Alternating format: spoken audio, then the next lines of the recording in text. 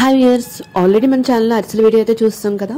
So ఆ అరిసెల video అయితే చూడకపోతే మన ఛానల్ కింద లింక్ ఉంటుంది, దాన్ని క్లిక్ చేసి అయితే చూడండి. సేమ్ అదే ప్రాసెస్, కాకపోతే ఇక్కడ మనం అరిసెలు వేయం, అంత బియ్యం పిండి, బెల్లం పాకం ఇవన్నీ సేమ్ అదే అండి. కాకపోతే ఆ పిండితో మనం ముందుగానే రౌండ్గా బాల్స్ చేసుకుని ఉంచుకుంటాం. అరిసెలు అయిపోయాక ఆ రౌండ్ బాల్స్ చేసుకున్న వాటిలో ఆయిల్ డీప్ ఫ్రైకి పెట్టుకొని ఆయిల్లో డీప్ ఫ్రై చేసుకోవాలి. సేమ్ అంతే, పాకం అవన్నీ కూడా అదేనండి, బియ్యం పిండి అవన్నీ అదే. ఈ కొలతలు అయితే మాత్రం అరిసెల వీడియోలో చూడండి ఒకసారి. సేమ్ అలాగే చేసుకొని మనం ఆయిల్లో డీప్ ఫ్రై చేసుకుంటాం. రౌండ్ బాల్స్ కింద ముందే చుట్టేసుకుని ఉంటే మనకి కొంచెం ఈజీ అవుతుంది. ఇలా రౌండ్ బాల్స్ కింద చుట్టుకున్నవన్నీ కూడా ఇలా ఆయిల్లో డీప్ ఫ్రై చేసుకోవాలి.